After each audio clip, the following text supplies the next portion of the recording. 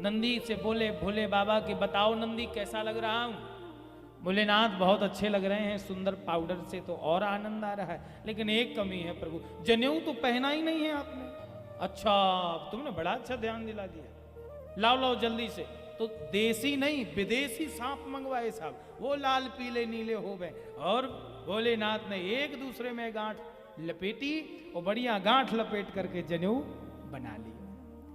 जनेऊ बनायो तब भी कोई दिक्कत नहीं है, सब देखते जा रहे हैं कि आखिर भोलेनाथ कर क्या रहे हैं। काऊ को समझ में ना आ रही, अपनो श्रृंगार सब भूल गए, सबके सब केवल भोलेनाथ को ही श्रृंगार देख रहे। प्रेम से बोलो राधे। सब एक टक निगाह से, किसी की पलक भी ना झपक रही कि कहूं कंपनी बदल ना जाए दूसरी।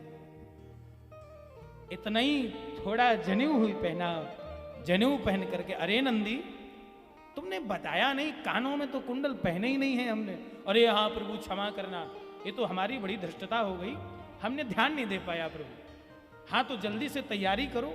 और महाराज ऐसे नहीं, बड़े बड़े विदेशी लंबे चौड़े जो कारे करुआ एकदम, और इनके जो जहाँ वो डंक रहे ना बिच्छू को, बिल्कुल लाल पीलो नीलो, बिल्कुल ऐसे मोती की तरह चमके, वही बिच्छू को डंक भगवान अपने कान में लपेट करके कुंडल बना लेते हैं, सुंदर बिच्छुओं को लटका लेते हैं।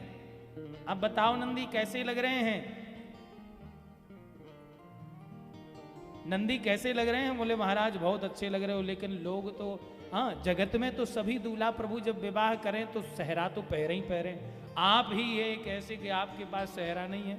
सो जो खुली थी जटा वही भोलेनाथ ने विशाल जटाएं बांधनी शुरू कर दी। प्रभु देखो हमारे भोलेनाथ कितने अवगढ़दानी हैं, इनकी जो भक्ति करता है, इनके पास तो कुछ नहीं है, लेकिन इनका भक्त हमेशा माला माल रहता है। प्रेम से बोलो राधे। क्योंकि ये कहते हैं भैया हमें कछु ना चाहिए, जो भी चाहिए सो हमारे भक्तन को सब दे दो। एक बार बोल दो राधे। भोलेनाथ हमारे इतने प्यारे। बाबा से कही बाबा कल की नाए लगी श्रृंगार में, अभी सहरा तो लग रहे हो अच्छो। सो एक छोटा सा सांप लिया और ठाकुर जी ने, भोलेनाथ ने ऐसा खुर्स लिया, वो आप फन जैसो लगो ना, तो वो कल की जैसा लग रहा है। अभी इसमें खनक तो आ ही नहीं रही। तो भोलेनाथ ने लिया और चंद्रमा अपने सिर पर रख लिया, दिव्य शोभायमान हो रहा है, दिव्य छटा भोले बाबा की और छटा भोलेनाथ की सुंदर, लेकिन सब जाने को तैयार नहीं। काहे बाबा बिच्छू साथ में है, इनके साथ जाके कौन सम्मान करेगा? हाँ? कोई एक गिलास पानी की भी ना पूछेगो। सब जितने भी थे इंद्र इत्यादि देवता, कामदेव इत्यादि समस्त देवी देवता, प्रभु ऐसा करो हम आगे चल करके आपका स्वागत सम्मान कर रहे हैं। पहुंच गए। भोलेनाथ ने देखा कि भैया हम तो अकेले ही रह गए हैं, हाँ हमारी बारात तो है ही ना, है अकेले ही रह गए। रुको भोलेनाथ बोले तैयार भये। नंदी बाबा से कही जाओ नंदी, समस्त शमशानों पर निमंत्रण भेज दो कि तुम्हारे स्वामी की बारात है, तुम्हारे स्वामी को विवाह है। और जैसे ही निमंत्रण गो, अब अच्छा एक बात बताओ, किसी को मोटरसाइकिल से आना हो तो 1 घंटा लगेगा, 2 घंटा लगेगा, 3 घंटा लगेगा, हवाई जहाज से भी आना हो तब भी 1-2 घंटा लगेंगे, लेकिन भूत प्रेतों की कोई स्पीड देख सकता है? जैसे ही नंदी बाबा गए यहां से फटाक से वहां पहुंच गए, लौट के आ नहीं पाए नंदी बाबा के भूत प्रेत सब बाराती बनकर के दरबार पर खड़े हो गए। प्रेम से बोलो राधे। और ऐसे भूत प्रेत कि काऊ की केवल आंखें चमक रही हैं, के काऊ की केवल नाक ही बची है, हाथ बचे हैं। और तो और हद तो तब हो गई, हद तो जब हो गई, शरीर गायब है, केवल मुंह कह रहा है लाओ भैया। ये सब दृश्य देख करके बाराती कौन बनेगो भोले बाबा के साथ में?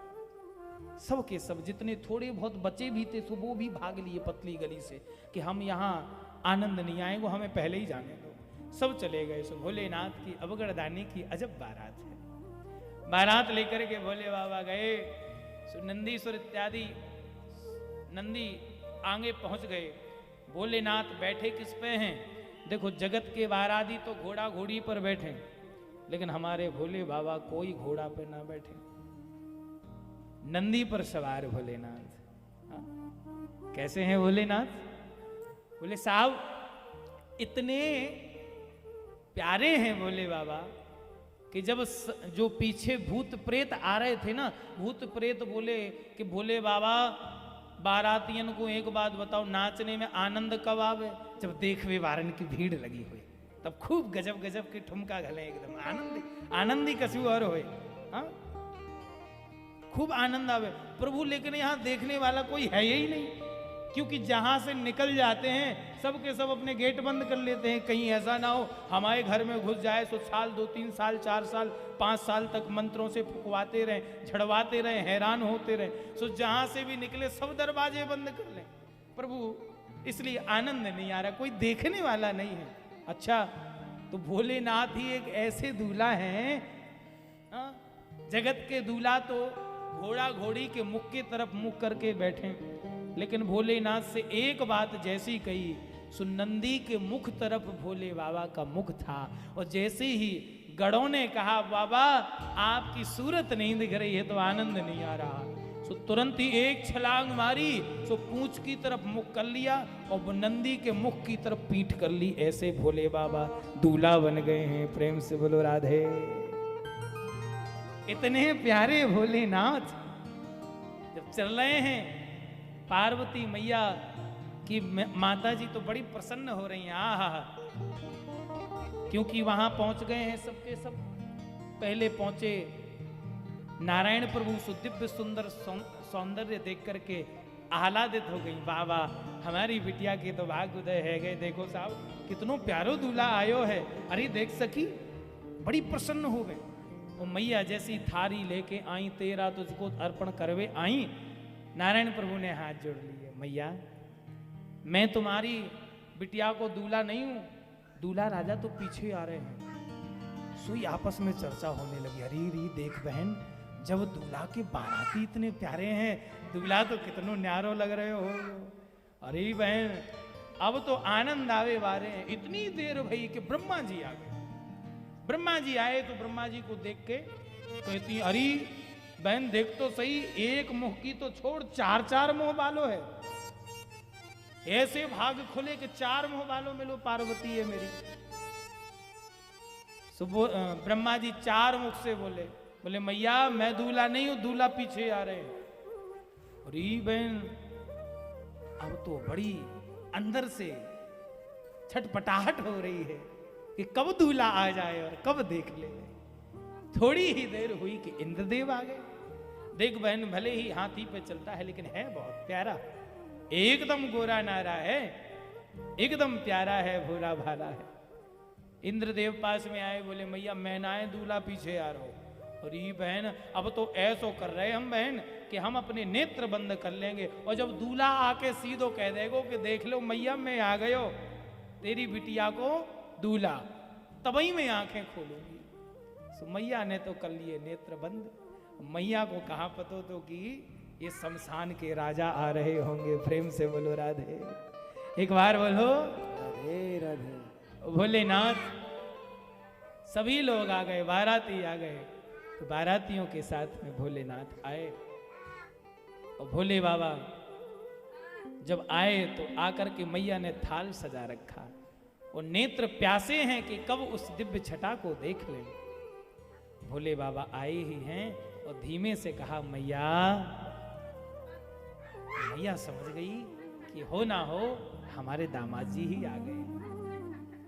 जैसे ही आंखें खोली, प्रसन्नता से भरी हुई आंखें जब खुली, और जब खुली तो प्रसन्न तो भई, लेकिन एक गले में सांप देवता टंगे थे ना, एक फुसकारी मारी सो मैया ने वहीं फेंकी थारी, और दैया मैया करके भागी। हे भैया नारद, ये ना है हमारी बिटिया को दूल्हा, ये नहीं हो सकता है, ये है दूल्हा।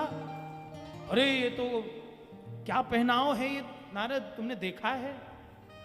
जब मैया को भोले बाबा की विशेषताएं समझाई कि अरे मैया ये भोले बाबा ऐसे वैसे नहीं है, इनके पास थी तो सोने की लंका, लेकिन इन्होंने वो भी दान में दे दी। इतने अवगढ़दानी हैं, ये चाहे तो पल भर में सब कुछ कर सकते हैं। जब ये बड़ी बात सुनी, मैया बड़ी प्रसन्न है गई।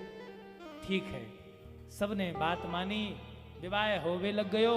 सब महाराज भूत प्रेत गए, सो कोई तो रायते में डुबकी लगाए हर हर महादेव, कोई खीर में डुबकी लगा के हर हर महादेव। यहाँ भावर पड़ने लगी, सो पंडित जी आए, बोले प्रभु दक्षिणा बिना कुछ ना, दक्षिणा दे दो तभी विवाह सफल होगा। तो ब्रह्मा जी ने इशारा किया, बोले दे दो दक्षिणा। कान के कुंडल जो पहन रखे हैं इतने रत्न जड़ित, इन्हीं को दे डालो प्रभु। अब ब्राह्मण देवता बेचारे कहा जाने, बृहस्पति देव बोले कि चलो अच्छा कुछ उपहार मिल रहा होगा। हाँ, और भोलेनाथ ने वही बिच्छू दोनों उतार करके कान के कुंडल मुट्ठी बंद करके बोले लाइए ब्राह्मण देवता, आप अपना पात्र सामने कीजिए, हम आपको दक्षिणा देते हैं। जो पात्र सामने किया, धोती ही कर दी तुरंत, लाइए महाराज। बहुत भाई भोलेनाथ दे रहे हैं तो बजनी होगा, हाँ एकदम माला माल हो जाएंगे आज तो। और जो बिच्छू गिरे सोई सटपटा के वो प्रभु क्षमा कर दो, हमें ना चाहिए आपकी दक्षिणा। 9 2 11 प्रभु भी प्रणाम करते हुए बड़े आनंद के साथ में विवाह हुआ और खूब आनंद लिया। रसिकों के द्वारा एक कथा